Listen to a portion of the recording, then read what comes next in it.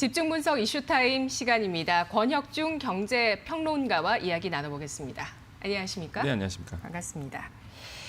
오늘 이슈 관련 뉴스부터 함께 확인해 보시죠. 파이낸셜 뉴스입니다. 헤드라인은 한 달 새 1조 넘게 판 개인, 줄어드는 증시 거래 대금입니다.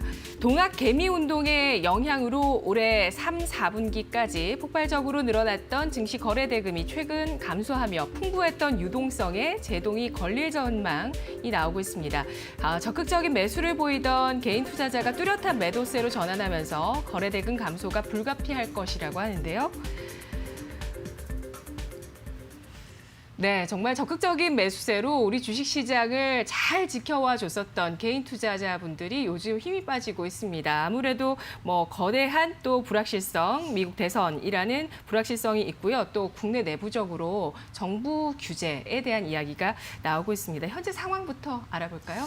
지금 동학개미 운동으로 인해서 사실 우리나라의 그 주식이 많은 우려 가운데서도 사실 폭발적으로 좀 증가된 부분이 있었습니다. 그래서 3분기까지는 사실 이렇게 증시 대금, 거래 대금이 이렇게 폭발적으로 늘어났다가 근데 좀 아이러닉하게도 10월 들어와서 이제 개인 매수세가 꺼지는 상황이 계속 반복되고 있고요. 그러다 보니까 우리나라의 주가가 힘을 못 쓰는 상황이 좀 벌어지기도 했었죠. 좀 상황을 보겠습니다. 증시 거래 대금 8월만 보더라도 한 31조 한 100억까지 늘어난 상태였거든요. 근데 이게 9월에 들어서 28조, 10월 지금까지 한 21조. 그러니까 점점점 줄어드는 추세다. 그러면 이제 그 중에서 이제는 개인들의 자금을 어떻게 변했냐 본다면은 유가증권 시장에서 8월에 한 11조, 그다음에 9월에 10조, 이달 들어서 7조로 줄어들고 있고요. 그다음에 코스닥에서도 8월에 한 14조, 9월에 14조, 그러다가 이달 들어와서 10조.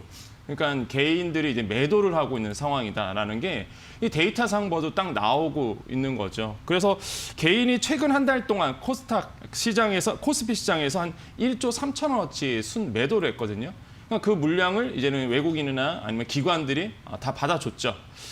근데 이렇게 본다면 이제 개인 매수세가 줄어들고 있고 그러면 시장에서 그렇게 보는 거죠. 야, 이제 유동성 장세가 이제 끝나는 거 아니냐. 물론 여러 가지 대외적인 변수도 있겠지만은 개인들이 이제는 생각을 좀 달리하고 있는 것이 아니냐라고 우리가 좀 우려스러운 모습을 좀 보이고 있다라고 생각을 해봅니다.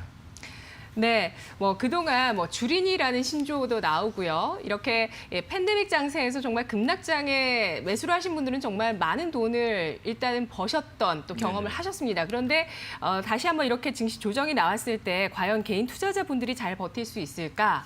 라는 이야기를 하시는 분들도 많았어요. 네네. 근데 또 움직임이 단기적으로 움직일 수 있고 장기적으로 또 볼 수 있고 투자자들마다 관점은 다른 거지 않겠습니까? 네, 맞습니다. 최근 들어서 매도세를 또 하고 있는 개인 투자자들이 좋은 선택을 했다고 보시나요? 결론으로 보면은 사실 많이 재미를 못 보셨을 것 같다. 이런 생각을 많이 해봅니다. 왜 그러면 네. 이번 달 들어와서 개인들이 많이 파신 종목이 있는데 삼성전자, 네. LG화학, LG화학 이슈도 있었고요. 사실 SK하이닉스, 포스코, KB금융이 이제는 개인들이 많이 팔았거든요. 그러면 뭘 많이 샀느냐? 아시겠지만 빅히트 많이 사셨습니다. 그다음에 현대차, 셀트리온, 그다음에 삼성 바이오로직스 이렇게 이제는 사셨는데 좀 아이러닉한 게 이제 팔았던 종목은 이번 달 들어와서 올랐죠. 네. 근데 매수했던 네. 종목은 사실 이번 달 들어와서 힘을 좀 못 썼습니다. 대표적인 빅히트? 게 삼성전자 같은 경우는 예. 2.7% 상승했고 이번 달 네네. 들어와서 우리가 많이 사셨던 개인들이 많이 사셨던 빅히트 같은 경우는 시초가 대비해서 39.8% 떨어진 상태거든요. 그러니까 만약에 대표성으로 가지고 본다면 이렇게 움직였던 분들은 사실 지금 땅을 치고 이제 후회하고 계신다 이렇게 볼 수가 있겠습니다. 네, 개인이 판 종목이 KB금융 올라왔는데 어제 KB금융뿐만 아니라 신한지주, 금융주도 굉장히 최근 흐름 좋고요. 네네. 또 철강주도 흐름이 좋습니다. 맞습니다. 그런데 이들을 팔고 빅히트, 셀트리온 네. 이달 들어서 안 좋았는데 이쪽을 또 매수한 개인 투자자들 움직임 보이네요. 이렇게 일단은 개인 투자자분들이 매도 포지션을 취하는 모습이 확연한데 이걸 어떻게 그 이유가 뭐라고 판단을 하시나요?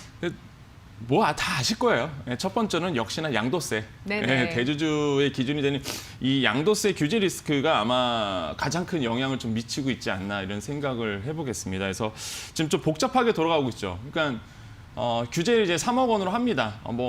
아직까지는 변동사항이 없기 때문에 그렇게 된다면은 그럼 왜 떨어지냐 이거죠. 봤을 때 기관이 조금 움직이고 있는 모습이 좀 보이거든요. 그러니까 연말에 가서 이제 떨어질 것 같으니까 기관들이 이제는 매도 포지션 한마디로 미리 좀 물량을 좀 던지고 있는 모습, 특히 개인의 영향이 큰 이 코스닥 시장에서 좀 그런 모습이 많이 보입니다. 그래서 기관이 또 매도를 하고 있기 때문에 이런 것들이 전체적으로 이제 수급에 영향을 좀 미치고 있다. 뭐 두 번째로 본다면은 미국의 대선입니다. 역시나 그 미국의 대선의 불확실성 이런 부분들이 이제는 코스닥이나 코스피 시장에 영향을 미치고 있는 부분이 있기 때문에 아마 지금 10월 달 들어와서 가장 큰 이슈를 뽑는다라고 본다면 이 양도세 3억 원 기준 이 이슈와 이제는 미국의 대선 불확실성 이 두 가지를 이제 꼽을 수 있겠다라고 말씀을 드립니다. 네. 그렇습니다.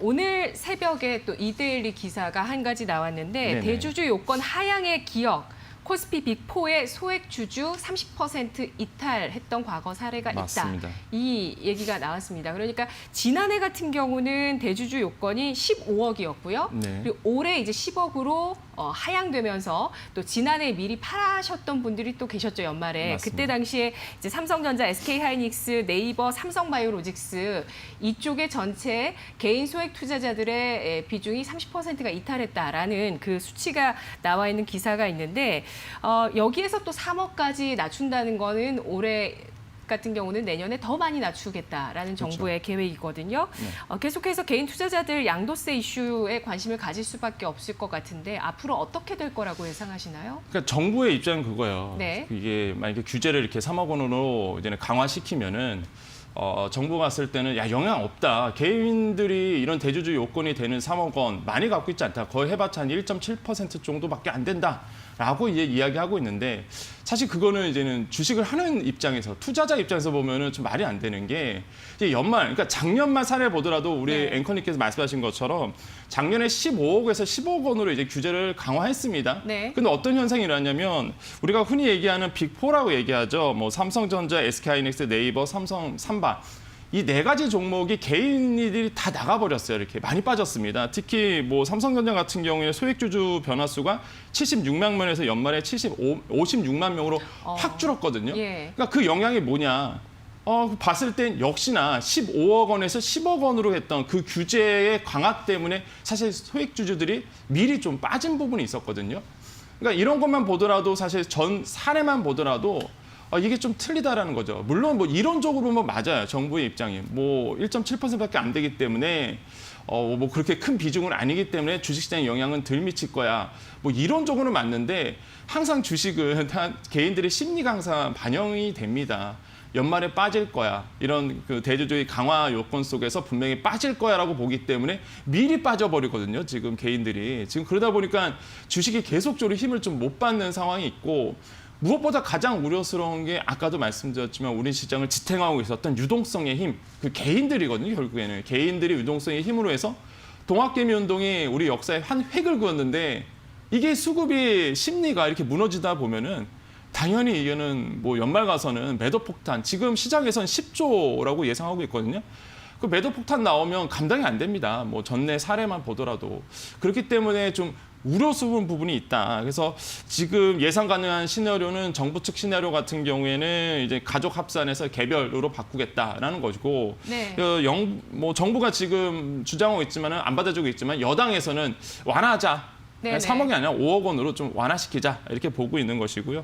뭐 지금 어찌 될지 모르겠지만은 그게 완화인지도 사실은 좀 잘 모르겠긴 그렇죠. 합니다. 예. 뭐 근데 일단은 시행령에 의해서 이미 짜져 있었습니다. 2018년도에 시행령이 통과되고 나서 네. 3억 원으로 돼 있어요. 근데 저는 좀 여기서 조금 의아하는 게 지금 홍 부총리께서 강력하게 밀고 가고 있는데 아무튼 기재부에서는 세액 때문에 세수에 대한 부분 때문에 아마 계속 밀고 가는 것이 아닌가 생각하거든요. 이미 예산이 다 짜져 있거든요. 이것까지 맞춰서.